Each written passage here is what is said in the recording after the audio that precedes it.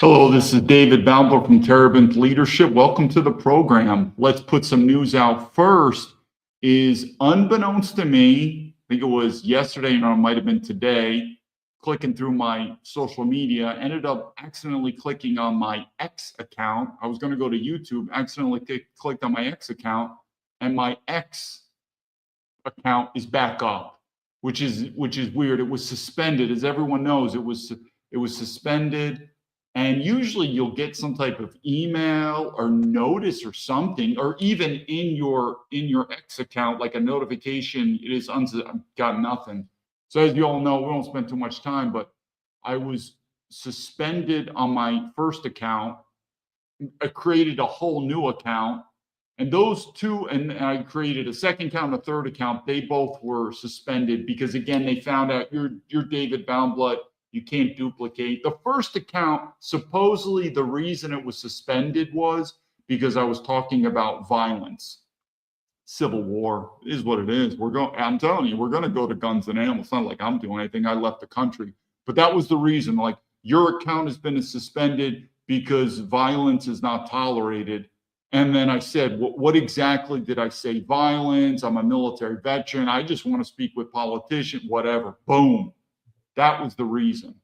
Then when I opened up my second account, the reason was, and that was fast. They found my second account fast. They said, we know this is a duplicate of your first account. Boom. The third account, suspended, duplicate of your first. Then the fourth one, which I'm on, I needed a friend to open it up because, again, I was like, maybe they'll find a duplicate. This was suspended for no reason, and now it's been reopened for no reason. So anyway, I am back on X. Not like, so I think we waste a lot of time on social media. Sometimes I was actually happy that I was suspended on X. Too much. I was doing a little too much, you could say, arguing with people from different political views. Whatever. It is what it is. I'm back on X. This is going to be live streamed also on X. So let's talk about a couple things. First, let's talk, again, this is about the FBI. What we're going to do today is there's a video. We're going to do a quick little clip for the FBI. There's a video of a former FBI agent who was sent to prison by the corrupt FBI. Pretty interesting story. It's a long clip. It's 20 minutes. But what I liked about that is, in this story, there was a story of this former FBI agent that happened to me. It was almost exactly the same thing. Now, I don't know this FBI agent. I think his name is Don Shipley. You'll see it. He joined the FBI in 1996. I joined in 2004. And then he was fired and arrested and sent to prison, I think about 2010. So almost really the time so I don't even know who this guy is. But talk about how the news does not get out. A former FBI agent getting sent to prison.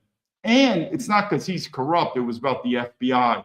But there's a longer version of this on one of these, special operations podcasts. You'll see it, but our clip is going to be 20 minutes. We'll see. It's an interesting story, and I really wish this man luck. He got screwed over by the system. No one talks about it, but there's a part in it where he's talking about, in this clip, like his entire interview, I think, is 2 hours and 30 minutes, but there's a lot of it. I actually went through his whole interview because once I saw this 20-minute clip, I was like, this is pretty interesting. And there were other things that were related to me. But we're only going to focus on this 20-minute clip, and I'm going to tell you my story in the FBI. I mean, I have a lot of FBI stories, but this story in particular, that's exactly what happened to me. So it's kind of related. But anyway, let's first go to Donald Trump and hear this. And you kind of see this government, we're really not quite sure where we're going on this. What do I mean by that? Well, you listen to the clip and we'll talk.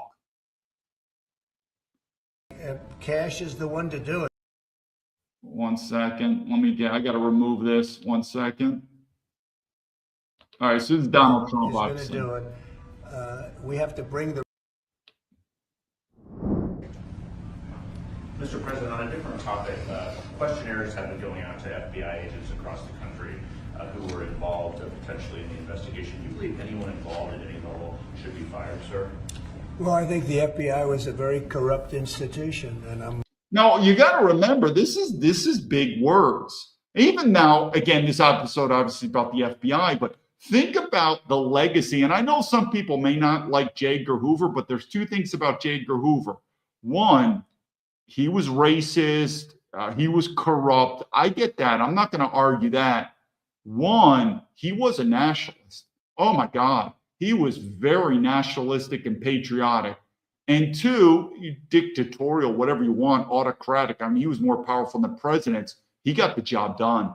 He was the only intelligence director, unlike the CIA. He did not pay heed to MI6 or MI5 or the British intelligence. A lot of our military special operations and our American intelligence comes from the Brits. Even if those who served with the Army Rangers know, remember Roger Rangers back in the French and Indian War. J. Edgar Hoover, though, he was not going to pay heed. There was an arrogance to him. So what am I trying to say? I mean, we could talk about that. The FBI now, how many FBI directors have been fired? Both from the Democrat and now the Republican. I mean, look, even Kash Patel. Are you impressed with Kash Patel? Not at all. But here you have a president, Donald Trump, saying the FBI was corrupt. That's a pretty strong statement. This is the highest level law enforcement and domestic intelligence, and you have a president saying it's corrupt. Remember, I kept saying you're going to see things you've never seen before. If there was ever a time where normal citizens could say, I'm not paying my taxes and I'm not following the rules and laws of society, why? Because this system's corrupt. The president just said the FBI is corrupt. But now he puts Kash in charge and Danny Boy Bongino, problem solved. It's still corrupt. It's really bad, though. But let's finish what Donald Trump is going to say. I'm a victim of it in a true sense. I was able to beat it, but other people have been treated horribly. I think. I'm telling me too. Let me tell you this right now. I need to say this.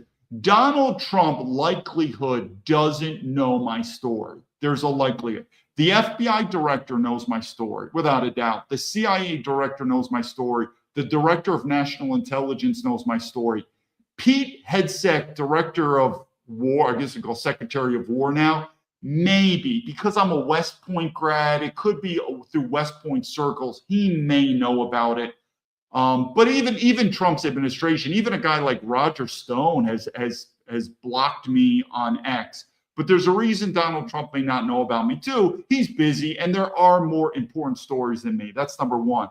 Two, there's also deniability, plausibility, where you don't inform your senior stakeholders like the president of all intelligence matters. So that person has deniability. I mean, why even bring it up to him? So there is definitely reason to believe that I don't believe Donald Trump's aware of it. Donald Trump's administration knows about me. And without a doubt, the FBI, the CIA, and Director of National Intelligence knows about me. So this whole thing about even Donald Trump saying the FBI's ruined people's lives, it's ruined my life. This story we're about to see, this former FBI agent, well, they sent that guy to prison. The FBI had a great reputation. I think its reputation was really damaged badly, as is DOJ. Look at what they've done in terms of weaponization. Look at what they've done to a political opponent.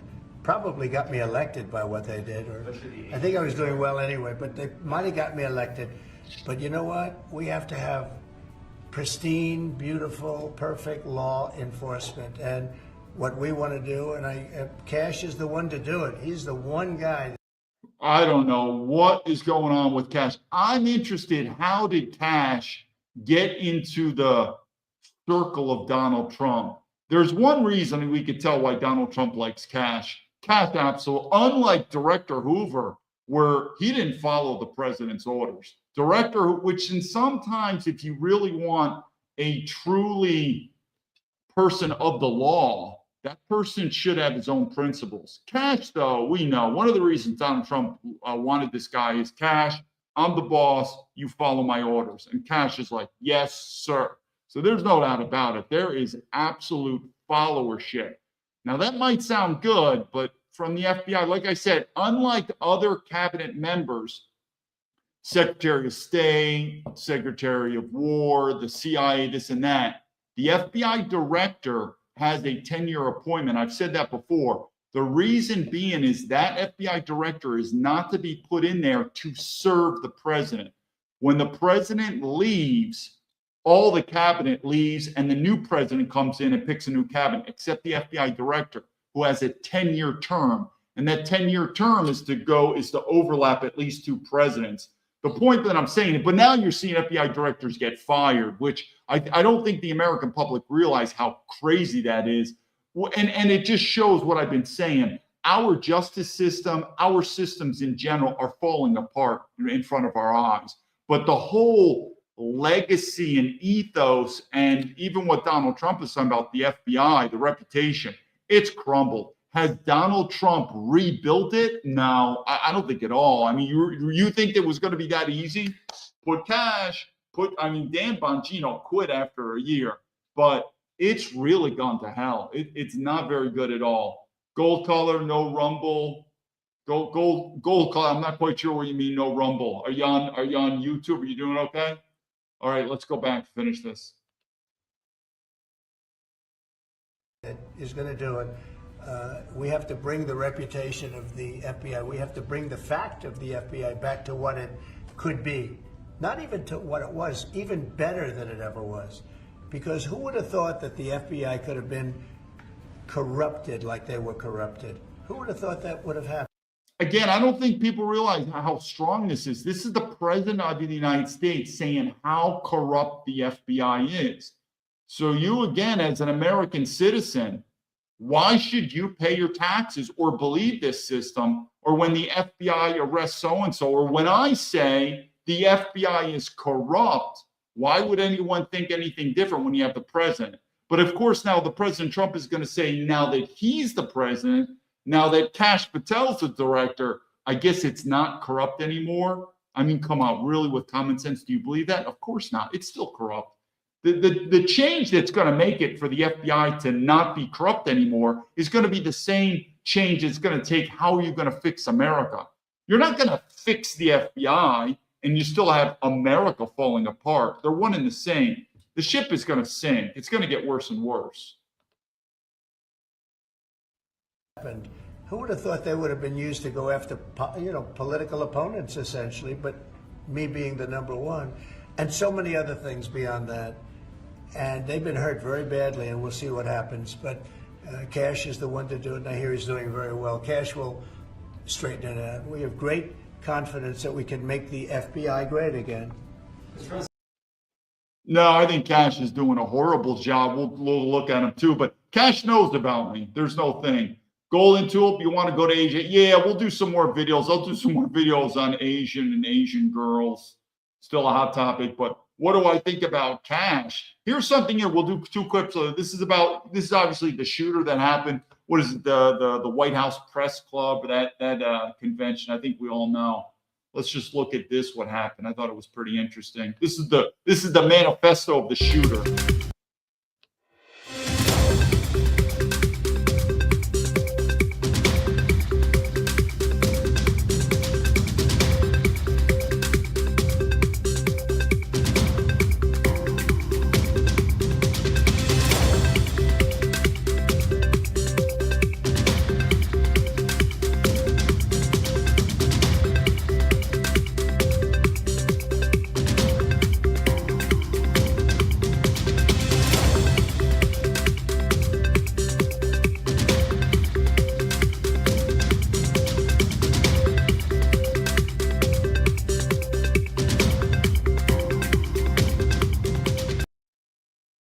Supposedly the shooter was making a manifesto that he wanted to kill basically all the high stakeholders in the cabinet except Kash Patel, because Kash Patel's not a Christian, might have been called because he's also an Indian.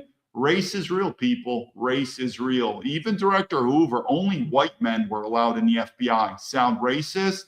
We'll see. Golden Tulip, one thing I did like about Asia, and this is not just we're doing it, this is Golden Tulip on the comments here was, and it's not just about Asia, but I got this from other white guys, and this could be, it turns into America or these other, you could say, developed countries, a bit of a rat race, stress, rules, regulations, racism, like all this stuff that people do want to escape. And when you go to these countries, and it could be a lot of like Southeast Asia where your money goes far.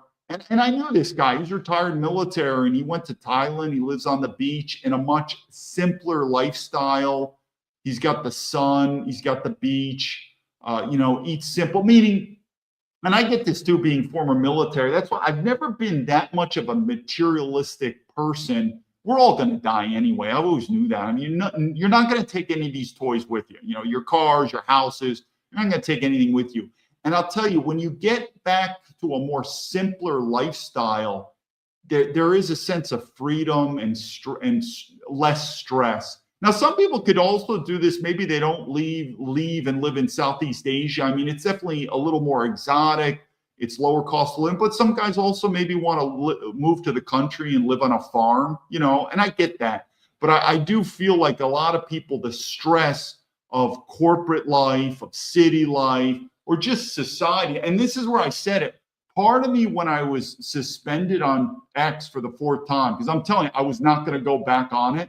I was actually a little happy. I'm just tired of that. And now that I'm back on, I'm gonna be very different on X. I'm not going to engage much. I'll do my videos on there, but I'm realizing this social media, or like I said, working in the corporation, this sort of stress. This was one of the reasons I left America, because as this ship in America falls, you're going to feel tensions, and it's not going to be even the word right, tensions, man. It's going to get bad.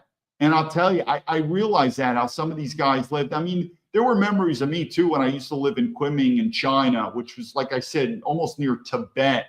It was a cool, simple life. And I think that's where you can appreciate it more. Anyway, we'll do stories on that. But anyway, this is Kash Patel. These are funny videos. I'm not impressed with this guy at all. He knows about me, and guess what? He's ignoring me. Why? Because he's covering it up.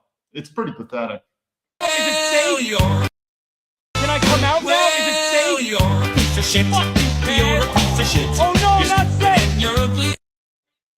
Kash Patel, watch this video. I thought this video was funny. What is he just sitting there for? What is he just sitting there for?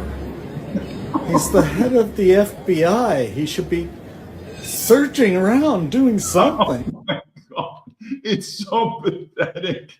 I don't know how Kash Patel got. He's a young guy too. I think he's only like 40, 42 years old. He doesn't come from that much of an impressive resume, not for the director of the FBI. I mean, again, I went in as a special agent. This is the director of the FBI. I'm not impressed with his resume for that position. There's something going on with him and Trump and backdoor and deals and followership. It's just not a very impressive at all. Let's go to this video. I see golden tool, smart work hard pays off, and the Lawrence of sprinters need not apply. Let's go with this video. Now, like I'm saying, this is, and here's the story. It's a 20-minute, it's pretty interesting. The long video is 2 hours and 30 minutes. I do think I watched the whole thing, but I got hooked with this first 20 minutes. But we're going to watch this, and this story of this former special agent, a story that happened to him, exactly what happened to me, and I'll explain it. But let's go into this story. The Bureau, but after. So the first thing I want to do is the person that's interviewing is one of these, I don't know, you see these shows all the time. These are these former special operations, Navy SEAL, whatever podcast. These guys, I'm telling you, I don't have, because my story also relates to military veteran to military veteran. If anyone knows me, I've changed. I used to be so much into military veteran status. I'm a West Point grad. You serve in the military. We're brothers. We're going to help you out. I'm telling you, those days are done. And that's why I've said, if you say you don't support military veterans, no argument from me. I mean, I don't have a problem with that. But if you say, hey, David, I'm a military veteran, are you going to support me? What did I say before? I don't know. What type of military veteran are you? But anyway, my story relates to that. This was back in the olden days. But this is a podcast hosted by these military veterans, these Navy SEALs and whatever. These guys know about me. They're not going to help me. You want to know why? Same thing. Corporations. They're now working for YouTube, which is Google, which is an American corporation, which is a business, and they don't want to harm their business. I get it all the time. I've actually been reached out to some of these, and some of them, you know their names. They reached out to me and they're just nervous. They're like, dude, I want to help you out, but I just don't know if I want to have you on my podcast. I think it could cause some problems. And I'm like, I'm past that stage now. I'm like, there's not really much brotherhood anymore with military veterans. It's fine. It's okay. Don't worry about it. But anyway, this is one of these shows. We're going to listen to the podcast. Like I said, it's 20 minutes, and I'm going to relate it to my story.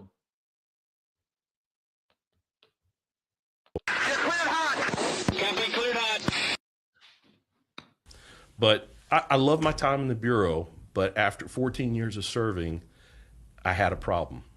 And some people ask me sometimes, how did this get started? And I'll tell you this. I got on somebody's radar that I was not able to be controlled. And what I mean by that is, if somebody tells me to testify to something in federal court, my oath is to God. And so if they say, hey, I need an agent to testify at 2 o'clock, they observed this, and SWAT didn't get there till 3:30 or 4 o'clock, I tell the AUSA, I can't testify to that. I won't testify to that because I wasn't there. Well, here's a better question. Why would the AUSA tell somebody knowing that those timelines didn't align? Just so you know, the AUSA, this is a federal prosecutor. I didn't work much with them. My story relates to it, but it has nothing to do with my work. Because if you work national security, you don't deal much with it if you're on criminal side. But an AUSA is, what the hell is that? An assistant U.S. attorney, federal prosecutor. But I do want to talk about leadership. You hear a lot of these military veterans, you swore an oath, you swore an oath. Yeah, ultimately, I swore an oath to God. That's in the oath. So help me God. But this whole thing, you swore an oath to America, to American citizens. I don't know what American citizens are anymore. Come to China, you'll see a lot of these anchor babies. I don't know what an American citizen is anymore. I don't know what America is. That's a governmental organization. The government's corrupt. Donald Trump just said the government's corrupt. I would say ultimately, and aren't we Christians? I would say ultimately your oath, your service, your duty is to God. Now, how are we going to define that? I don't know. I mean, if we're a Christian nation, then hopefully we could start with some boundaries on what Christianity is.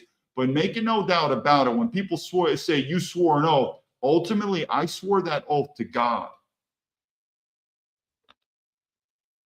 And to say something that isn't true. Because like in every organization, the vast majority of the people that join that organization are squared away, hard-charging, good people. And they want to do things right. And there's a few that get through that don't care. See, I'm going to disagree with them on that, and I'm going to say the people that are corrupt are usually the ones in power. But the reason they were able to allow the corruption to take place is that people, this is where I disagree with them, hardworking, good people, they're weak. And those weak people, we're talking the agents or whatever, they don't want to lose their job, they don't want to lose their pension, and they don't want to do evil things. They really don't want to do that, but they will reluctantly follow the orders. Why? Because they're weak. So I don't put this, because they always try to say this, there's a few bad apples and the rest are good. I say there's a few bad apples and the rest, 90%, are weak and 10% are strong. And those 10%, that was me, they're going to push back, and you either are going to have to quit like I did, or you're going to get fired. That's it. But this whole thing, like those people are good. I mean, good is relative. I'll just say weak. But if you understand evil, evil lurks in the shadows of weakness. When you're a strong person, you're more impervious to this. If you're weak, you'll do what you got to do for survival. Paycheck and a pension, feed your family. So I'm not so much into this. They're all good people. Again, I know a lot of FBI agents, they're good people, but they're weak. And for a paycheck and a pension, they will follow the order. And their only objective is to win at any cost. And that's what happened in my case. Was I had pissed an AUSA off because I told the truth under oath. And she got mad at me. I believe that's how that's supposed to work. It is. And here's the thing. I took an oath when I became an officer in the Army. I took the same oath as an agent. I took the same oath as an attorney. And in all three of those things, I said, I will support and defend the Constitution of the United States against all enemies, foreign and domestic. So help me God. My oath is not to the FBI. This is a good point. This right here is a good, I don't know this guy. So again, we never crossed paths. So former U.S. Army officer, okay, similar to me in some ways. But what he's saying here about God, this is a good leadership lesson. And it's not to the Army, it's to God. And I take that serious. And so when I would have somebody tell me, you're going to do this, I'd be like, I'm not. How often would somebody come up and say something like that, though? Not very frequently, but we had a unique thing happen. If a crime happens on an airplane inside the United States, it's automatically FBI jurisdiction because that plane has the capability of crossing state lines. That makes sense. So even if it's just in Texas, if it's going from San Antonio to Dallas and somebody commits a crime, because that is an aircraft, it's federal crime, it's FBI jurisdiction. And they're going to get arrested by the FBI and prosecuted by the FBI. Well, so after I came off narcotics, I went to Special Operations Group. SOG is a team of agents, and their job is to be covert, so you don't dress up. I don't want to change the subject, but his SOG, if you remember my story when I was in Chicago, the people that were surveilling me, that was SOG. And this is another reason why the FBI wants to cover up. The SOG, unbeknownst to me, but later it was found out, I was under surveillance by the FBI SOG, and I was physically assaulted. If anyone's heard I used to say this a lot in terms of when I went to America and Chicago, detained, search and terror, but that was the unit. It was the surveillance unit that had me under surveillance in Chicago, and then I was physically assaulted. That's a crime right there, to be physically assaulted. Why hasn't the FBI addressed this allegation?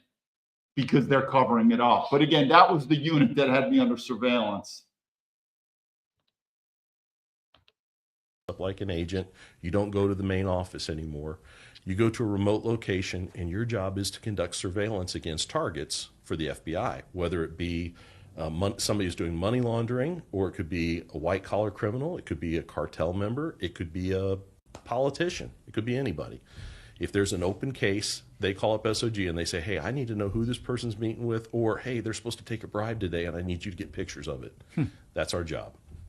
So I'm working at SOG, and they decided, hey, you're a senior GS-13 at the time. We need to pull you off SOG and bring you to terrorism because we're getting ready to have headquarters come and inspect us. We don't have enough GS-13s on the terrorism squad. And I thought, okay, I've never worked terrorism. If they ask me any questions, I don't even know what to tell them because this isn't my violation. And they said, it doesn't matter. Just do this for inspection, then we'll switch you back to SOG. I said, okay. This sounds like the bureaucracy of the government I know and love. Yeah, okay.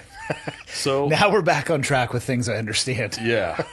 And all of this you'll identify with because it's not universal to the FBI. It happens at DEA. It happens at... What you're describing is a bureaucratic nightmare. Yep. Yeah, they're moving people around. Yeah, the one thing, if you watch this guy's whole video, he has a true love of the FBI. Like he said, it was his dream job, which is many times the case. He wanted to make a career. I was different, though.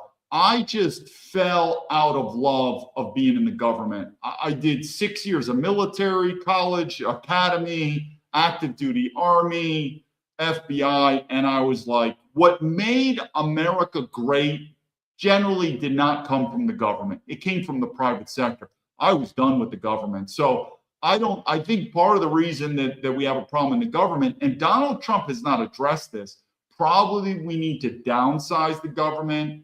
I would even be okay with giving those a raise to get higher quality people in the government, but we have to downsize it sort of in that direction. Donald Trump, at least from the security apparatus, look what he's doing in the military, raising it up. But it is truly a dysfunctional organization. So some people could disagree and say, no, what are you talking about? Our military. Well, I mean, even Donald Trump, when he went in there, he was firing generals. He put in Pete Hegseth. So even Donald Trump recognized he called the FBI corrupt. Sooner or later, you're going to realize our government is becoming more and more incompetent and corrupt in general. So I didn't have so much of a love affair of being in the government. I really wanted to leave the government and go in the private sector. That's something different than this former FBI agent. He really was in love with it. It's good. You need people who have passion. I didn't have that much passion. I really wanted to leave the government. Around to make sure the spreadsheet looks good for the instant that they're inspected, and then they'll go back. That's right. As opposed to actually looking at the holistic health of the organization and fixing the problem. They'll fix it for a microsecond while it is being inspected and then go right back to the way it was. So remind me of that, because I'm going to tell you a SWAT story about that in a minute. Okay. But I go over to this squad, and they say, oh, because you're now in the office, you have to be the duty agent. And I was like, what's a duty agent? And they're like, well, that's the agent that at 12 o'clock midnight, when we get a call at the Border Patrol checkpoint, maybe there's a shooting, or at the airport if somebody needs to be arrested, you have to respond out there. And I was like, oh, that sucks. So I have to do my normal work, and then I'm on duty all night? And they're like, yes. So I said, okay. This particular night, there was a call from the El Paso International Airport, and they said that a woman had assaulted somebody on a flight. One of the stewardesses got assaulted. So I call my partner, Jim Christensen. I say, Jim, meet me out at the airport. We got to arrest a lady for assaulting a flight crew duty. I said, she's probably drunk. And he's like, I'll meet you there. So we both drive out to the airport. We get there. She's in custody in a cell. There's several people from the flight that need to be interviewed.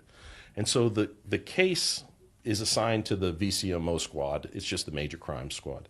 They also send agents out there. So they all show up, and I'm like, okay, look, this isn't my violation. What do you want me to do? And they're like, go interview Samantha Carrington, the lady, and find out what her story is. I said, roger that. So I go do that with Jim, and we go in and talk to her. And she's bawling her eyes out. And she's like, look, I didn't do anything wrong. I was like, and so I got close to her to see if I could smell alcohol. I don't smell any alcohol. So I'm like, usually there's alcohol involved. There's something going on. There's a few G&Ts, a little sky-high G&T action. Yeah. Yeah. So I'm talking to her, and she says, look, I'm a professor at a college in California. I flew my mother out for cancer treatment, I think in Houston. Is MD Anderson Houston? I think it is. Do not know. Yeah. Okay, well, she flies her out there to MD Anderson for her cancer treatment. She said, and then I was flying back. I left my mom there. I was flying back so I could teach my class, and then I get arrested, and now I'm here with you, the FBI. And I said, well, tell me what happened. And she said, look, she said, I needed to take some medication. Now, what I want you to know, this story is the first or the second time I've seen this video already. Remember what he said before about there's only a few bad apples and everyone else is good? And I said, no, there's a few bad apples and everyone else, I'm not saying good or bad, but I'm saying weak. And what do weak people do? They'll follow the orders because they don't want to get in trouble and they need their paycheck and pension. This story is pretty interesting and it does not surprise me. But I'm telling you, if you think the regular good special agent in the FBI will buck the system and do what he's doing, which was the right decision, you'll see what he says. You're absolutely wrong. I'm telling you that you're absolutely wrong. My case alone shows you why hasn't the FBI communicated with me. I'm telling you, 90% of the FBI agents, you know what they'll do? Similar like the military. Yes, sir. They're going to follow the orders. And by following the orders, just like this case, you, your family, your friends, your loved ones who may be innocent in a certain crime or allegation are going to be sent to jail, prison for a long time. And if you are depending on these FBI agents or other officials in the government to do the right thing at the expense of their career, you're living a dream world. You're living an absolute dream world.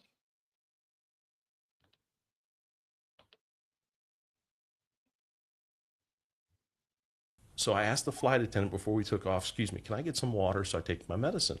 And she said, ma'am, we don't serve drinks until we become airborne. So she's like, well, I just need some water to take some medicine. And she's like, well, then you'll have to wait until we're airborne. So she's like, okay. So she curls up in a blanket and she, tries to sleep. They get airborne. They come through, they serve drinks.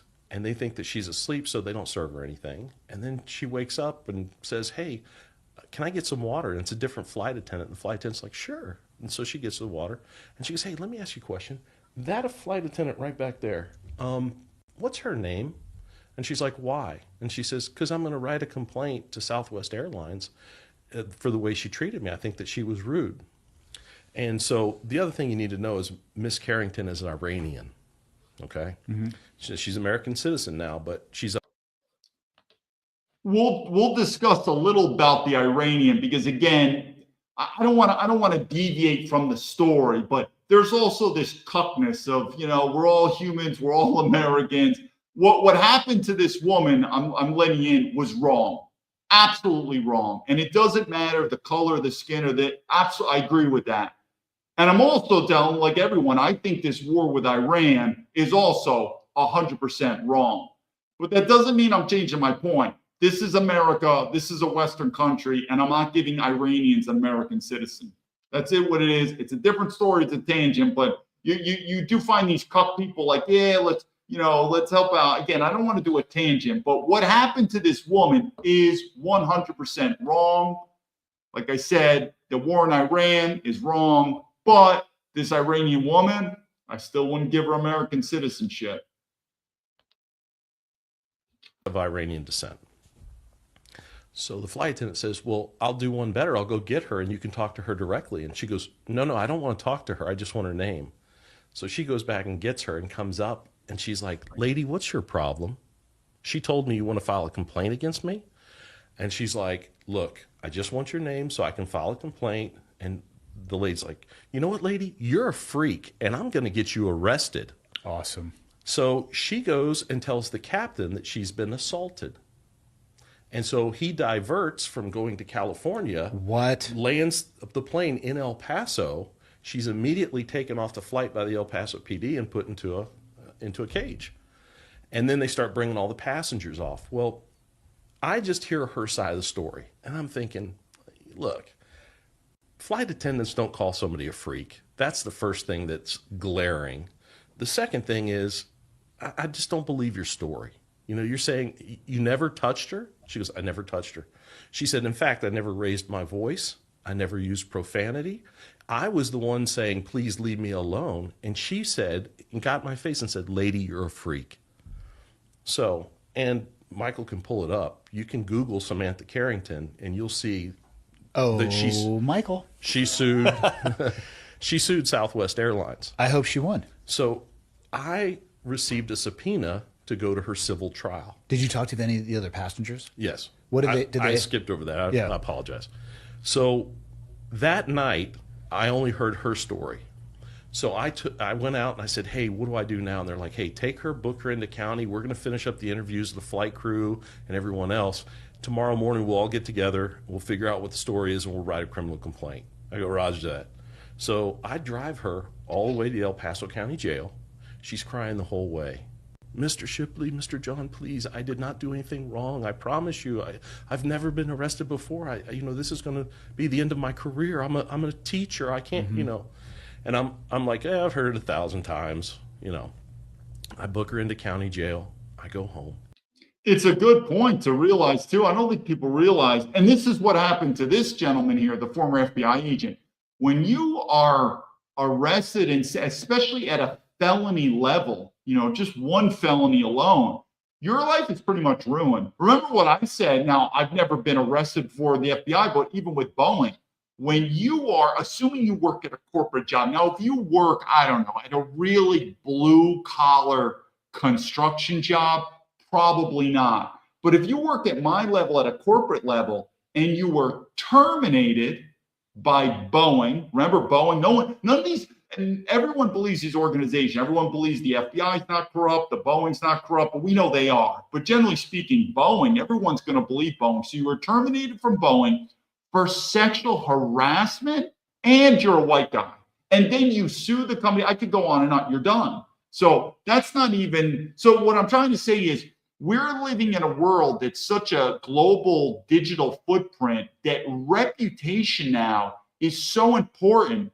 And that once your reputation is flawed, you're done, especially convicted and having a felony.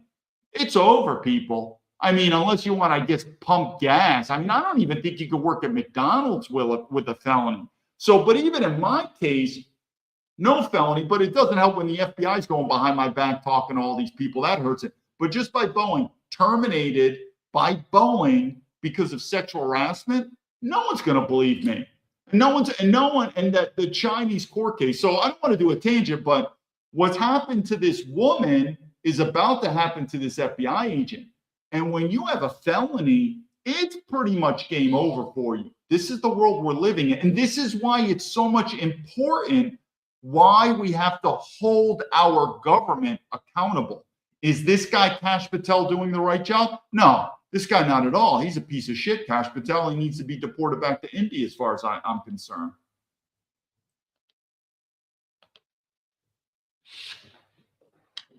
I get a good night's sleep. I wake up the next morning, I go into the office, and I get together and I say, okay, who did you interview and what they tell you? And I go around the room and I get to an agent named Henry Kamansky, and Henry says, well, I interviewed the white guy that was in the aisle right across from where Miss Carrington was. And I said, okay, did he see anything? Yeah, he saw the whole thing and he heard everything too. I said, okay, what'd he tell you? And he said, well, he told me that Miss Carrington actually asked the lady to leave her alone. So I was like, okay. And that Miss Carrington was not being profane, that she was being quite nice. And this lady was the one who got in her face and said, lady, you're a freak and you're going to jail. And I go, wait a second. What he said? I said, did they have time to talk? No, the flight was diverted. She was taken off to a jail cell. He was brought out here. Mm-hmm. And I'm like, so they didn't have time to get their story straight. And he's saying the same thing she's saying. And now, then one of the questions I asked was this flight attendant had bruising on her arm that was already dark. And I said, wait a second, I used to be an EMT, and a subcutaneous bleed takes a while to get that color. Mm-hmm. It doesn't happen within 30 minutes of the flight. Oh, God, no. It's a couple days later. So my assumption was those were previous existing, whether from a domestic dispute or falling down drunk, I don't know, but it didn't happen on that flight. And I did not believe that flight attendant. So after all that's over, I went to I went to my supervisor and I said, hey, sir, I got to write this criminal complaint, but there's additional information that I just found out that if I put it in this complaint, I don't think we have probable. So this is where we're going. This story that he's about to tell is my story. And I think I also wrote this in the book. I'm going to explain it. But when he said this is exactly what happened to me in the FBI, at least one of the incidents. I had many incidents in the FBI, but so this is absolutely true what happens in the FBI. And I'm telling you, if you think FBI agents will say, no, I'm going to buck the FBI management and I'm going to stick to the facts, stick to the truth, stick to the justice, you're dreaming. And again, I'm not saying those FBI agents are evil, but what I am saying is they're weak. And this is leadership. All it takes is a couple wolves, meaning evil, surrounded by sheep, and that's it. And there's the corruption. So I don't believe in this theory that you just have a couple bad apples and everyone else are good. I don't like that term good. I like that term weak. They're just weak people, and they'll follow this, they'll follow that, they'll follow whatever they got to do just as long as they survive and they get that paycheck and pension. Hey, Gon, good to see you. Cause to keep her, and she needs to be released. And he said, John, you're not a judge. You don't wear a black robe. You write what I tell you to write, and then you go swear to it. And you let the system figure this out. Oh, nobody wants to hear that. So I was like, he said, John, we both served in the military before we came to the FBI. You know how I follow orders? I said, yes, sir. I follow lawful orders. He goes, I'm telling you, you don't want to do anything other than write what I tell you to write and take this over there. He goes, this is after 9/11. She's Iranian. Are you catching this? And I was like, yes, sir. Now, this is not my story, but it goes to it. But when I wrote Senator Chuck Grassley, and there was another reason I never wanted to go public. I didn't care. When I left the FBI, I just wanted to be left alone. And I sent it to Senator Chuck Grassley. But the FBI was spying on American citizens who were of the Middle Eastern background or Islam. Now, I made it very clear. I believe that America should be the home of the white man, Christianity. It is what it is. And we need to redo our citizenship and birthright citizen. I get all that, but they're American citizens. Like it or not, it is what it is. They're American citizens. But were they being targeted during the war on terror post? Absolutely. It was ridiculous. And I warned people today, today it's Muslim Americans. Tomorrow it could be Christian Americans. So we have to ask ourselves, what does it mean to be an American citizen anymore? But was there unlawful targeting of Middle Eastern Muslim American citizens, where there was no evidence of criminal activities across the board? And I knew it was wrong. Even back then, it was just so obvious. But like I said, if anyone thinks I'm wrong with my predictions, let's see where this system is going to fall, though. So he's like, go back to your desk, write the criminal complaint, leave out these parts. So I did. I wrote it up. I took it down to Judge Garney. His name's Norbert Garney. And he was an AUSA before he became a magistrate judge. And I'm sitting outside of his office, and I am going to puke. I just know I'm going to throw up. And I looked at his secretary, and I said, ma'am, do you have a trash can I can throw up in? And she's like, you're going to throw up? And I said, yeah, I think I am. She's like, yes. And she gives me a trash can. She goes, are you sick? And I said, no, I just, something's wrong. And she's like, do I need to call 911? I'm like, no. I said, could I actually talk to Judge Garney in his chambers? And she's like, yeah, I guess so. She's like, don't throw up in his office. And I was like, yes, ma'am. So I go inside, and when I walk in, he's like, hey, John, because he knew me when I was an agent. He was an AUSA. He's like, are you okay? And I said, no, sir, I'm not. He said, you're really pale and you're sweating. I said, yes, sir. I said, I have a problem and I don't know what to do. And he said, well, what you should do is tell me your problem. I said, okay, sir. I said, I have a supervisor at the FBI and I have an assistant United States attorney that are telling me to omit things from a criminal complaint because if I put those things in there, it makes her sound innocent. But if I write it this way, it makes her sound guilty. I said, but I know that this is true, so I think it should be in that criminal complaint. So I told him everything, and he said, do you want me to fix this? I said, yes, sir, I do. He goes, okay.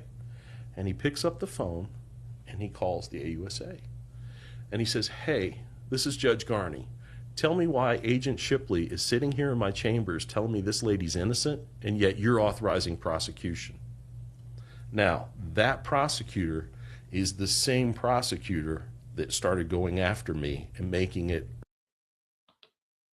As soon as this is done, it's almost done. This is my story. It was a female. Notice my feelings with women too. I don't want to change the story, but if you go to graduate school like I did, you look at the law school and the business school. The law school is flooded more with women. Women love to go to law schools. And you know what women also love? They love socialism. They like working in the government because the government's easy. It's an easier job than in the private sector. So it's flooded. You go, I mean, I could tell you other stories of I won't even tell that. It's a funny story. But anyway, all these women in these law schools, and they all have power trips. I don't know if it's the feminism. They want to get back at men, but now they're a federal prosecutor, which is a powerful position. And they love leeching off the government. It's an easy job. And I'm telling you, this was my issue. We'll finish this, but I had a similar issue. Her life's ambition to destroy me because I went against her. I did something. I went above her head to a judge and made her look bad. So the judge writes a writ, says, go get Miss Carrington out of the jail and take her to the airport and get her on a flight. I said, yes, sir.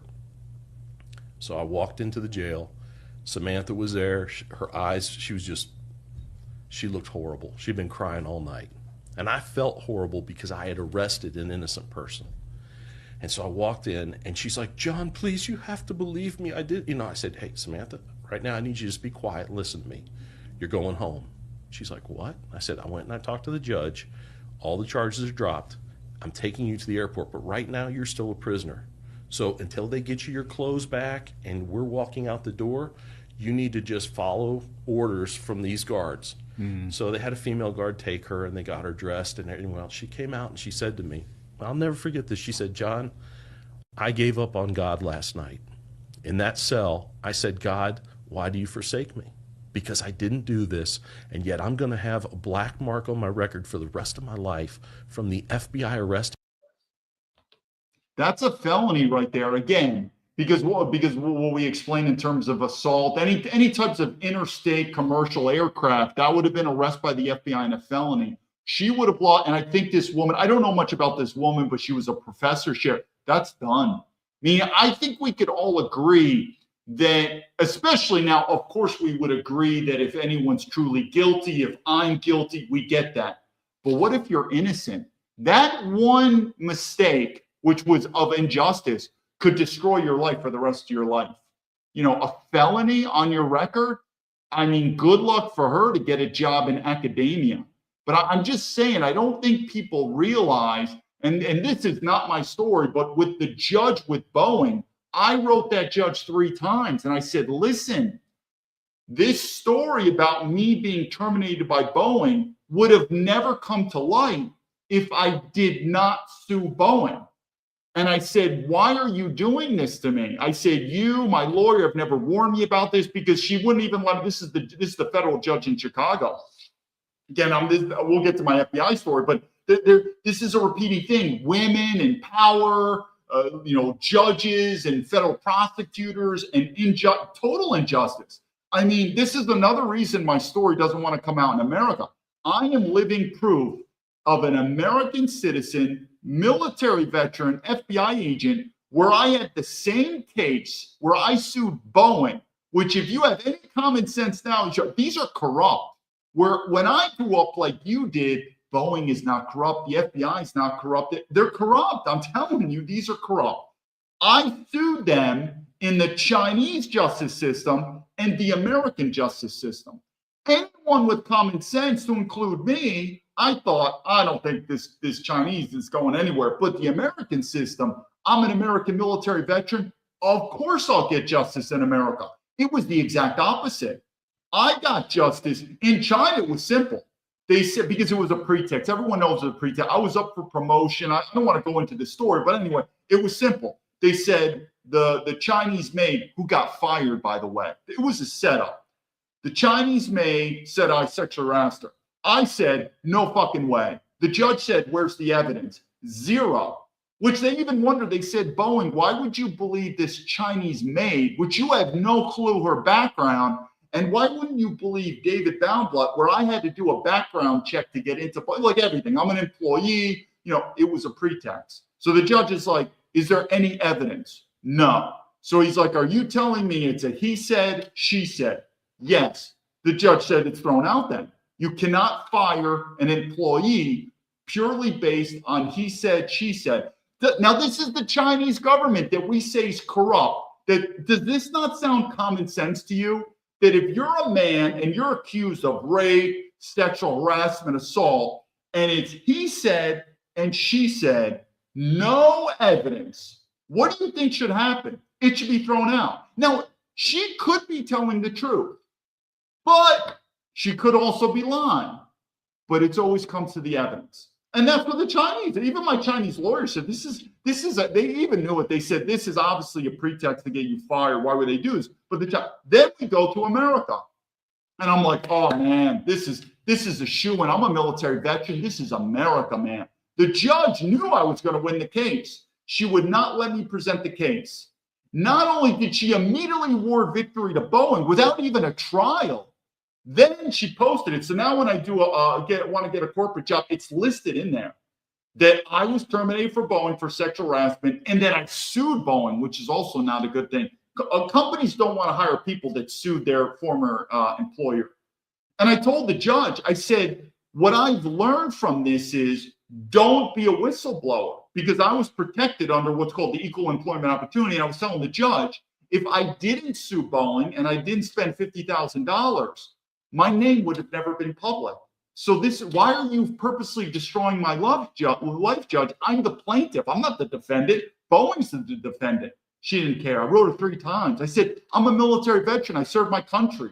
Why would you do this to me? These women are fucking cunts. Cunts. I'm telling you, if that judge walked down the street tomorrow and she got her brains blown the fuck out, along with all of her children, you know what I'd say? It's champagne time. What do you do with evil? I'm telling you, people, you don't need to go to overseas, to Iran, China, Russia, finding evil. I'm telling you, evil is already in America. Think I'm wrong? We just had the President of the United States say the FBI is corrupt.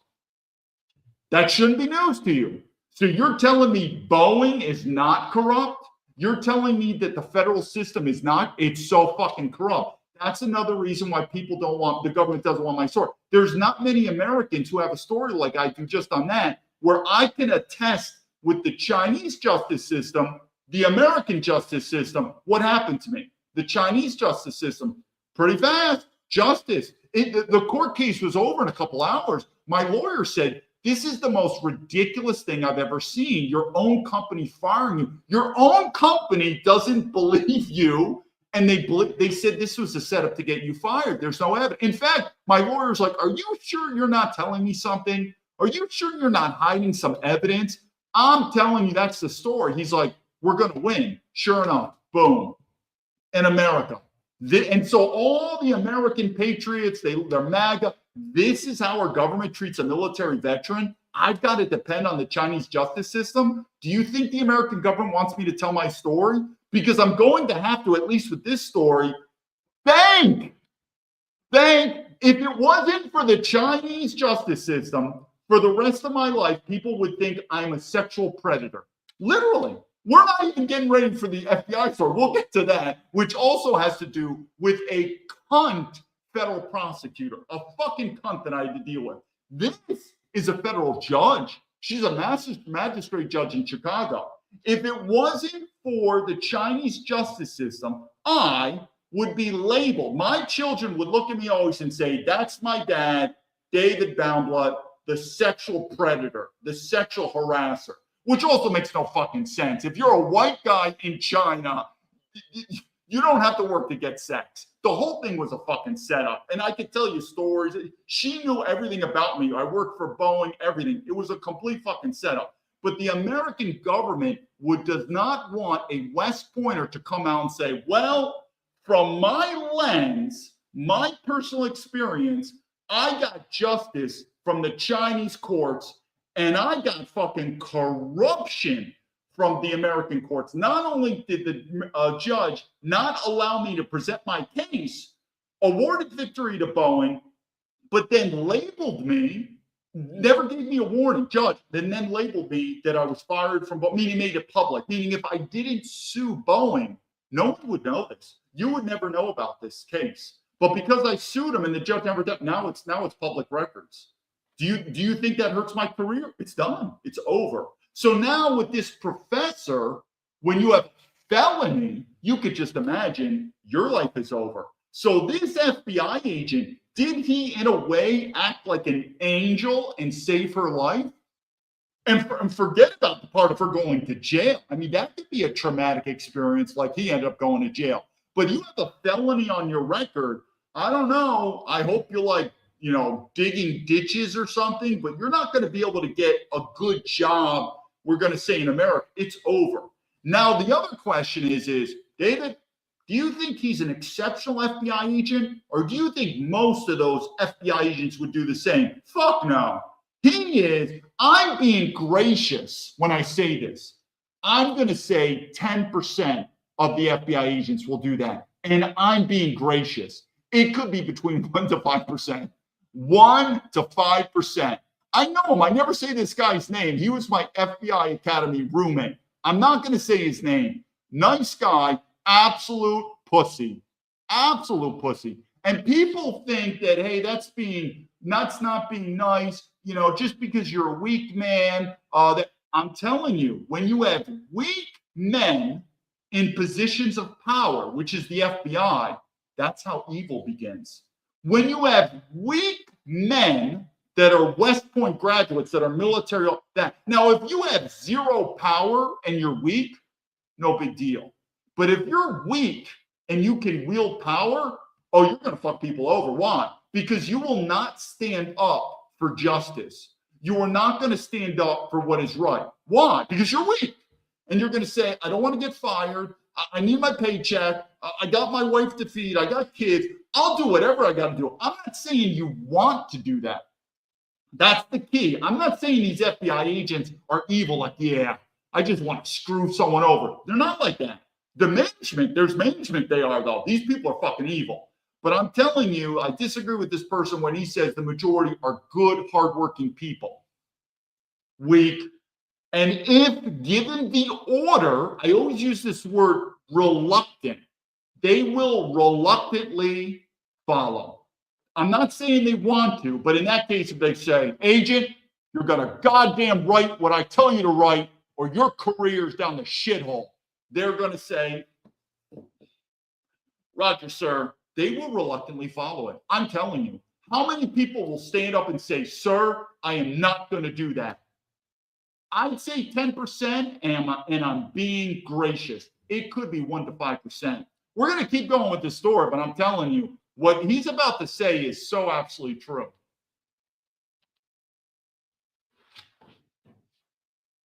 Me for something I didn't do. And she's like, I gave up on him. And she said, you're my angel.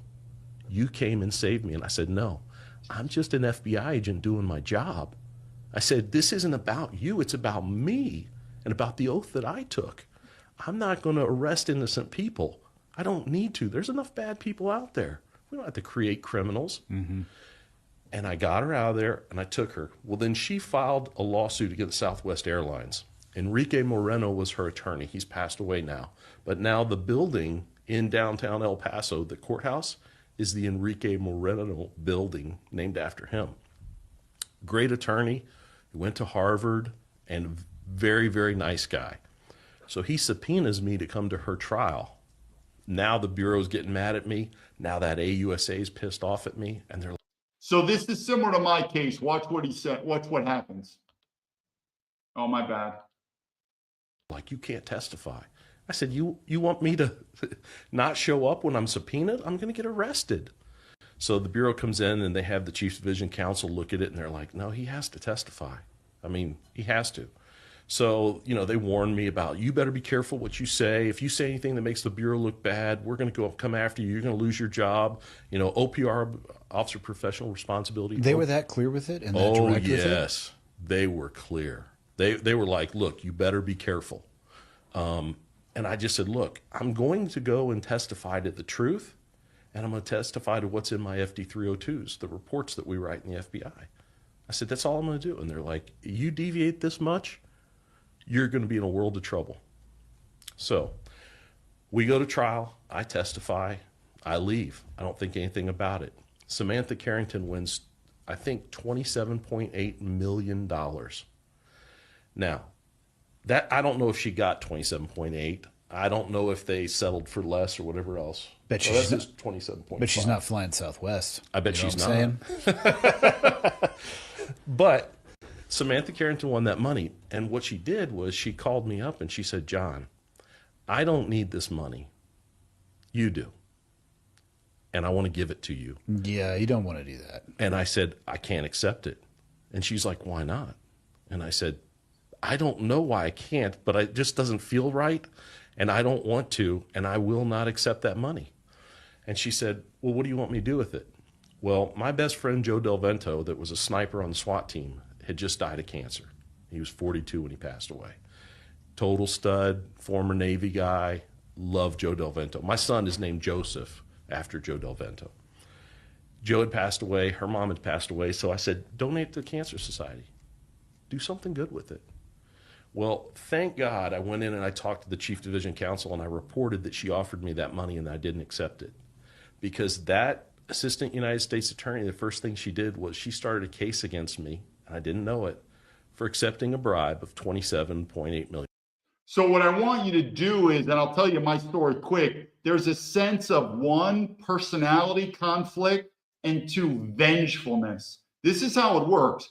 They don't let, you've not done anything wrong, but you sort of bucking the system. You're not following not necessarily the rules, but you're not following the orders. So now they don't like you.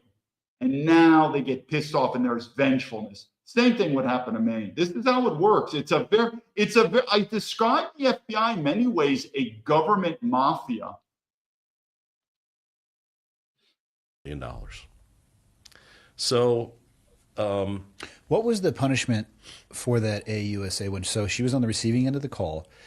Is that like an ass chewing? just an ass shooting. Okay. Not So you professionally embarrassed her. It wasn't as if she was removed from her position. no. Okay. No.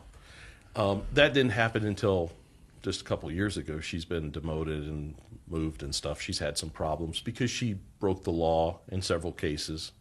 And People are not going to want to hear that the institutions that are supposed to exist to enforce the law are the ones behind the scenes bending and breaking it. Well, These badges are supposed to mean something. they're going to hear it because that's what my case is about. And you'll see that in just a second. So she came after me for accepting bribes. And after they went through all my finances and they looked at our tax returns and they looked at everything, they're like, yeah, this guy doesn't have any money. His wife makes this amount, he makes this amount. And at this point, I don't know if we had adopted our 2 kids because we adopted 2 kids at birth, and that was super expensive. But so she went after me for accepting a bribe. And once that didn't happen, then she said, well, you made false statements at the trial. And so the Office of Inspector General, there was a guy that worked there named Eric Ben, and he cannot investigate his way out of a paper sack. But he was playing good cop, bad cop with me with his boss from Dallas. They bring me in and they're like, you're going down for this, and I'm like, which one of you is the good cop and the bad? It was a joke. You're an FBI. It'd be like if I said to you, hey, you know what? You and I are going to have a push-up contest. Andy's a Navy SEAL. I would just say no. I choose not to participate. Somebody that doesn't know jujitsu says, hey, I want to roll with you. Actually, I would say, Michael, I think I would say no to that too, wouldn't you? The reality is, I'd love to see it if you said yes. well, the reality is this, though. You're way more likely to get hurt with somebody who's unpredictable like that. Very true. Because they're going to, I have jiu-jitsu answers to jiu-jitsu problems. Yeah. Somebody freaking out on the street is like, whoa, dude, that's not the right way to move. You're not supposed to move like that. That's not how you get out of that. You get elbowed in the head by accident. Yeah. Well, it was crazy. This agent brings me in and he, you did this and you did that. And I was like, no, I didn't. This is like a bad sitcom. But usually, though, it's 2 cops and somebody who's not a cop that are playing this game. But you're just talking about a room full of federal agents trying to see who has the bigger dick. And see, that's what got me, because I'm sitting there looking at this guy thinking, are you kidding me, dude? Like I haven't been an agent for the last 8 years. Do you guys all pull your badges out and put it out? I assume all FBI guys have it. It's like just like first move is just like boom, and so like, oh, I got a badge too. No, the interesting thing was when they brought me in, they called me and they said, look, you have to report over to OIG to be interviewed by Agent Ben. I said, okay, roger that. No problem. And they're like, okay, you're not allowed to take your weapon with you. I was like, what? And they're like, yeah, you can't take your weapon with you. Don't take an ass baton. Don't take pepper spray or anything like that. I was like, what do you think I'm going to do? Draw my weapon against another federal agent? But anyway, so I go over there. I get interviewed. They tell me you're likely going to be fired for lack of candor. That's their big thing in the bureau. Is that a fireable offense? It is. Lack of candor. Mm-hmm.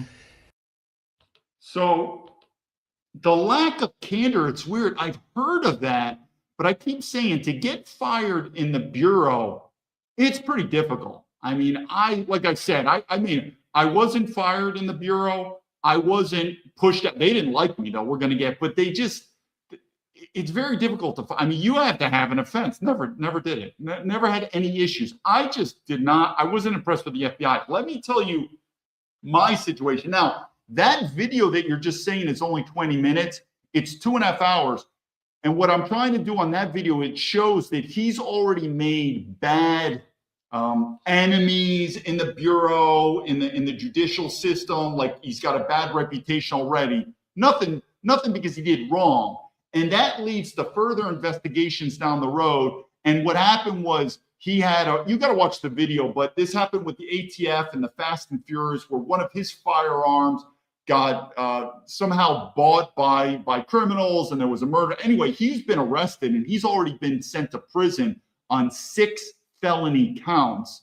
and he's just recently been out. And he ended up going to law school to be a criminal defender. So again, what you're seeing right there, that's just the beginning of it. If you watch the whole video, he's already been sent to prison. And what I'm trying to say is, maybe we've been in these environments where, it's kind of a culture where you're either in or you're out. And that's the FBI. But I didn't expect them to come after me because, like I said, I quit. The problem is even quitting the FBI is an insult to them. Let me tell you my story, how this relates to that. Now, the only reason I wrote it in my book was not because of this story.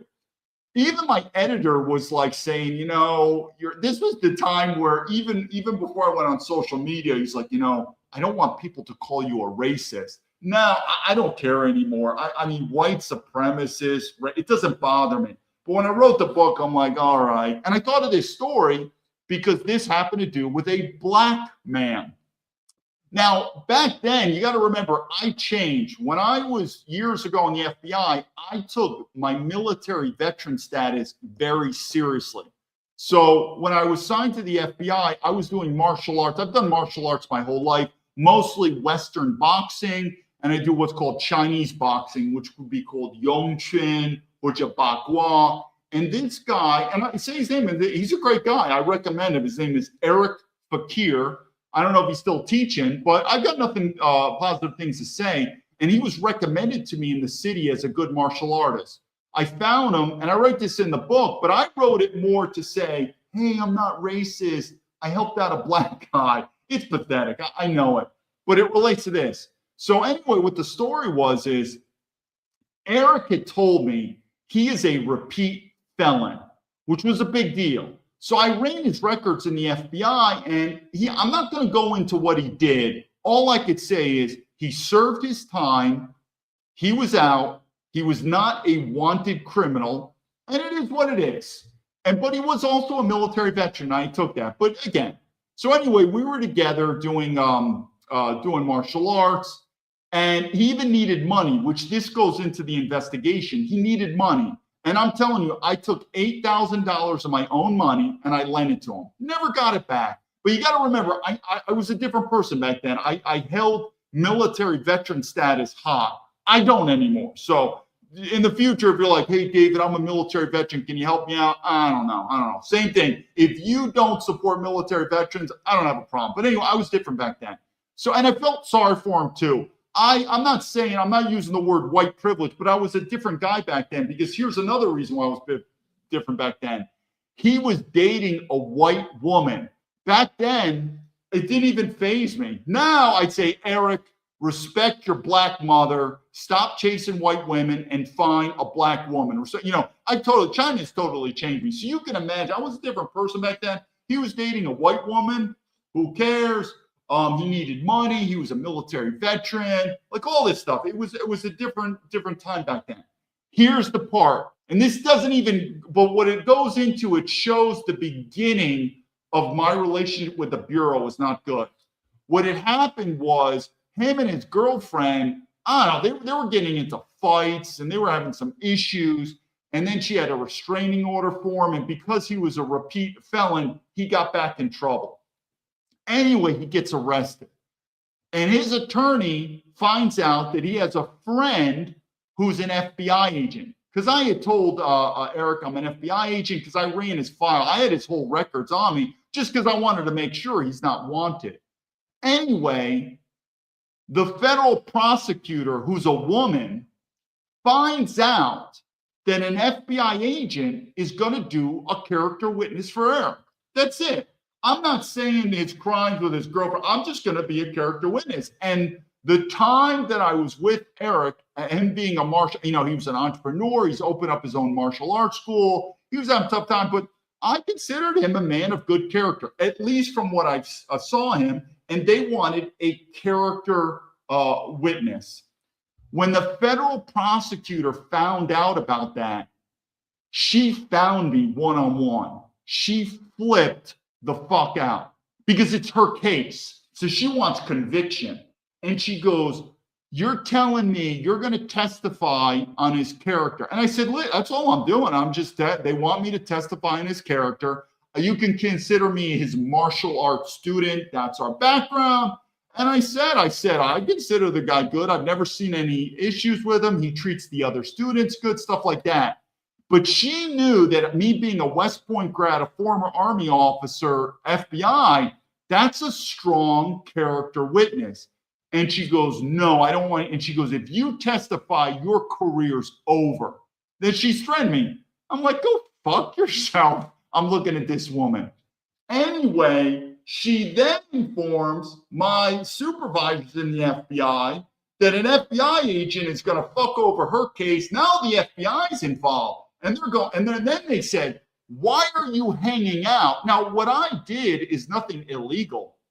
Again, I was with the person doing martial arts. But then they found out because they said so then I was under an internal I've been under so many fucking internal investigating the FBI. Under an internal investigation by the FBI on what exactly my relationship was. And when they found out that I lent him $8,000 of my money, they believed I was involved in criminal activity in the FBI because they said, no way a brand new agent is going to take $8,000 of his money and lend some guy that he just met 2 months ago because I just knew him. And I said, you keep forgetting the fact that he's a military veteran. This is what I'm saying. If you know my background with military veteran status, I've always put it high. Those are the olden days. I don't give a shit anymore. Same thing with West Point. It doesn't. I've changed in so many ways. But back then, if you would have said I'm a military veteran, I would look at you as my brother. And so the point was, they didn't believe me. They said, you're involved in criminal activity with this guy. There's no way an FBI agent is friends with a former felon, gives $8,000, and they did an entire investigation. And what did they find? No criminal activity. No criminal activity. They got me on one thing. I think I wrote it in the book. They got me on one thing, and I admitted I was wrong. Eric, this is also how I've changed with China. Remember I keep saying about race? Eric asked me for a favor, and I admitted it was wrong, what I did. He goes, my girlfriend thinks I'm a terrorist. Can you vouch for me and go to my girlfriend? If I would have went to his girlfriend as a pure civilian, I said, hey, my name is David Baumblatt.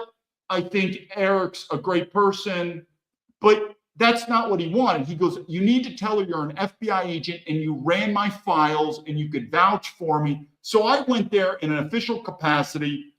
I went to her home and I said, listen, I'm an FBI agent. I know about Eric and I could vouch for him. He's doing, at least for my no criminal activities and this and that. I talked with her for about 5 minutes and I left. And so the regulation that I broke was I was using the FBI's official capacity in a private use. And you know what I told him? I said, you're right. That was stupid of me. It was his personal relationship, and I should have stayed the fuck out of it, especially now. If a black guy asked me to help him out with a white woman, I said, get the fuck out of here. You find a black woman. But they were cool with me. Actually, the two managers, one of the manager was, because I knew him before, he knew that I was a boxer and he knew that I was a legitimate martial artist. So he was actually thinking that my relationship from Eric is probably true because he knew I was really into martial arts. And so they said, because you're forthcoming, because I said, that's exactly what happened. I never lied. And I said, looking back now, I was wrong. I should have never used my official FBI capacity to help out like this problem. And so they said, listen, you're going to be suspended for 2 weeks. 2-week suspension for what's called OPR. And I didn't argue with it. I said, you're right, that. But in terms of everything else, like criminal activity, it was wrong. There was nothing, zero evidence. But what I want you to show you is what it also set the stage was, at least for higher management, that I was a bad apple. Because I'm telling you, you don't go against these people. And I cannot emphasize how much that the FBI is like an organism. It's like this one organism, and you've got to roll in this organism like what management wants. And if you deviate, it's over for you. But I remember that federal prosecutor threatening me. She's like, "Your career," and I said, because what she did was actually illegal. You don't intimidate and threaten a witness. And all the time, I wasn't even being a witness because I've never witnessed any criminal activities that Eric ever committed. They just wanted a character witness. And I said, yeah. At the time, I think I had known Eric for about, I can't remember. It might have been almost 1 year where I was that's all we did. We just went to, Eric, I liked him. He never drank alcohol. I don't even drink alcohol. So the only time we met was during martial arts. But again, this whole girlfriend thing, that was kind of weird where I try to help him out. But I said, sure, I'll be a character witness for him because his attorney said, listen, we need character witnesses. And that federal prosecutor, because it was her case, she wanted to make the case and she wanted to win, which is fine. But the point being, it's a character witness is a character witness. And then she blew up and threatened me. Then she reported me to management. And then they opened up an internal investigation believing that I and Eric were involved in criminal activities together. Because like they said, there's no way you will loan someone $8,000 your own money if you only met him. They said this got to be criminal. And guess what? Zero. There was nothing. And the only thing they could get me on, because they were like, we got to get this guy, was improper use of FBI status. Now, if I would have went to Eric's girlfriend as a civilian and said, hey, my name's David Baumblatt, I'm just a Joe Blow, I think Eric's a great guy, he's not, that would have been fine. But I did show her the badge. I said, I'm an FBI agent and I'm going to vouch for his character. But I kept with the facts. That was the only thing they could get me on. I agreed with it. It was stupid. I shouldn't have done it. I had 2 weeks of unpaid suspension. But you would think, well, that's it. And it doesn't. I'm telling you, once you have a black mark in the bureau, it goes. The same thing with my situation right now. How much or what criminal activities have I done? Zero. That's why it's a wild goose chase to the FBI. But it's the same thing. You didn't finish, obviously, the video that this man has is 2 hours and 30 minutes. If you keep watching it, he's sent to prison. Because I'm telling you, once this starts, and that's what I realized too, I was like, this FBI is not for me. And that's also why the FBI is pissed off about me. I think they almost wish they could fire me instead of I quit. Because when you quit, it's more of an insult to the FBI versus them saying, oh, we fired that guy. He was a bad apple. No, never fired me. I quit. It just wasn't for me. But I'm just saying, this organization of our government, look what President Trump just said. I mean, do you realize, remember I keep saying you're going to see things and hear things you've never heard before. That's not normal. For the President of the United States, remember when Director Mueller, which was my director while I was in there, remember when he died and Donald Trump said on X, I remember I posted like, I don't know, good riddance, the guy tried, and this is a former FBI director. That's not normal, people. So, but think about it, even growing up, remember I talked about my case with Boeing? People would think normally that Boeing is an American legacy corporation company, that if they would terminate an employee, normally you would think, absolutely, the employee must have done something wrong. It's not. The globalist corporations and the globalist government, I'm telling you, it's gone. It is going to get to the point that more and more average Americans are going to realize this system is not getting better. It's not, even with Donald Trump, it's not getting better. And what's going to happen? Americans are going to do two things. One, they're going to start leaving. And two, which is also in correlation with leaving, they're not going to pay taxes anymore. Because this Doge, Elon Musk, trying to find, it's never going to, the corruption is spellbound. That the only way you're really going to avoid corruption is more and more Americans are going to say, we're not going to pay taxes anymore. And you know where that's going to lead to. Every direction, I keep saying, it's going to go to guns and ammo. And this is, again, where the FBI is trying to paint me as some domestic terrorist. When I left the FBI, I was very polite to him. I said, I want to thank you very much for giving me the opportunity to be in the FBI. I just want to go in the private sector. I try to be as polite as I can. Just the same reason why I left America. It's not. America's a great country. I was born and raised, and thank you. But I'm telling you, it's going to go to civil war. You're going to see it. But you have President Trump saying that, and this is not news to you. Do you think he fixed it with cash and Dan Bongino. Dan Bongino's a piece of shit. You've seen my videos. Cash. How did this guy Cash even become the director? I mean, you got to be scratching your head too. I've said many times that the FBI and the CIA, their resumes are not that great. They're really not that great. Kash Patel as director of the FBI, I'm not impressed with his resume. Something's very weird how that guy got there, besides him being an absolute loyalist to Donald Trump. I believe he will follow whatever fucking orders Donald Trump gives him. He'll do it. That's not a good formula. Anyway, I'll look at the questions here, but I'm just telling you that story. And if you go through it, this guy, I guess his name's Don Shipley. Again, I don't know this guy. I never ran into him in the Bureau. In fact, when I was in the Bureau, he must have been in a lot of trouble because he was very shortly fired and then he was put in prison. He was arrested. I mean, pretty horrible story. But anyway, let me look through here. What happens to the FBI? What happens with the FBI, it's so weird because the FBI will tell you that your reputation is so important. And that makes sense, especially from leadership. The problem is the reputation of our government, of our corporations, is getting so much more and more into the dog shit pile that you got to scratch your head. You're like, what's going on here?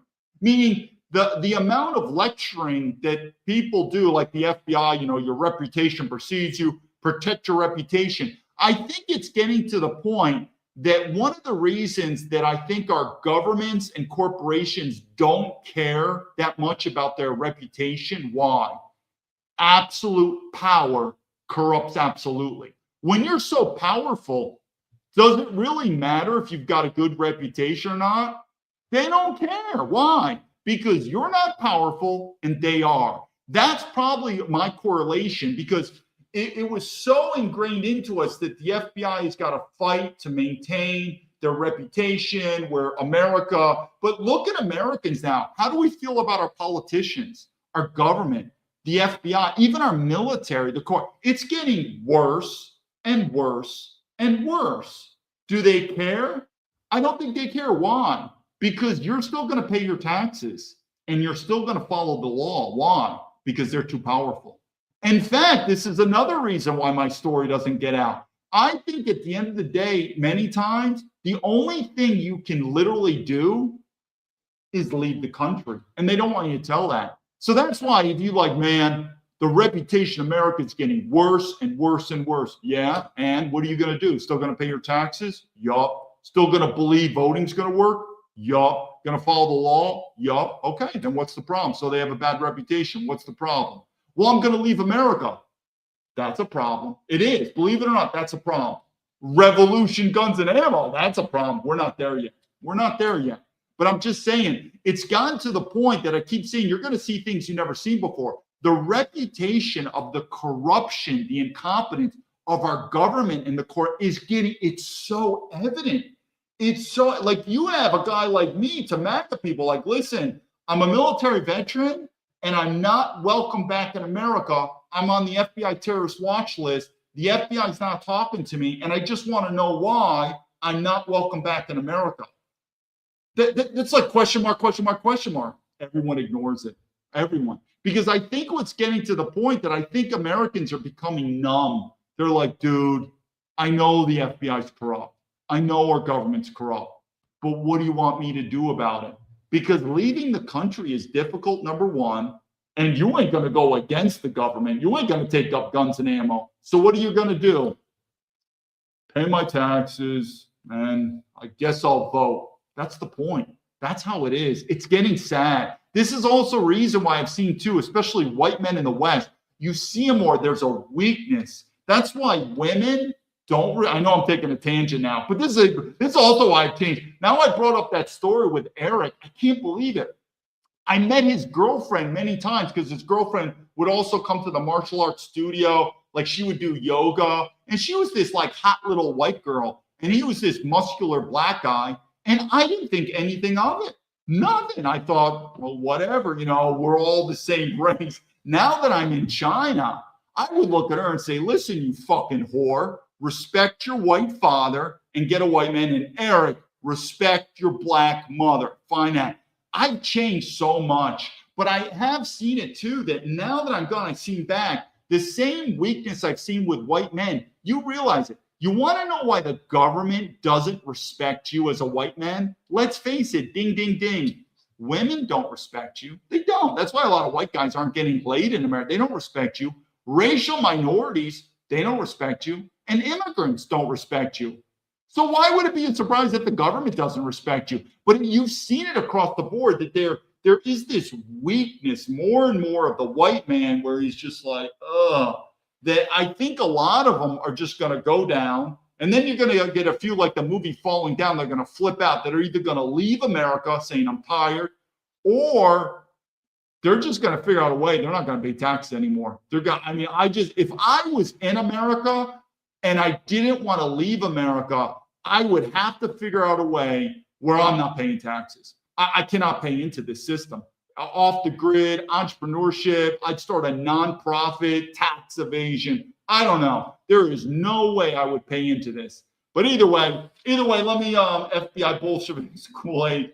Hopefully that adds value. But again, if you watch the whole video with the other man, he ended up doing 2 years in prison, and he was lucky to survive in prison. At one time, he asked the marshals to do him a favor because he told the marshals, he's like, listen, if I have to go to general population in this prison, they know I'm FBI because a lot of people, they know your, I guess you call them your rap sheets, they know your file. He goes, they're going to kill me. He goes, I'm a former FBI agent. And luckily, they got him out of there. So he, as an FBI agent, to go to prison, don't fool yourself. That could easily be a death sentence. You're a marked man. But anyway, let me just see last thing. Thomas Massey talked about the U.S. having secret laws and secret interpretation. I mean, it gets to the point that I think the system is getting to the point, and I look to Elon Musk, Doge. A lot of people are like, this is great, man. Doge. It's never going to be audited. The government, fraud, waste, and abuse and corruption, it's never going to be fixed, people. It's never going to be fixed. Doge is never going to work. The only way it's going to be fixed, it goes back to the Revolutionary War. I think Americans are just going to say, I'm not paying my taxes anymore. I think that's the only way. But if you think, no, Donald Trump will fine. I think Donald Trump and his family are some of the most corrupt people. They are cashing in on this government and insider trading beyond belief. I just think the corruption is beyond belief. That I just think there's no fixing it.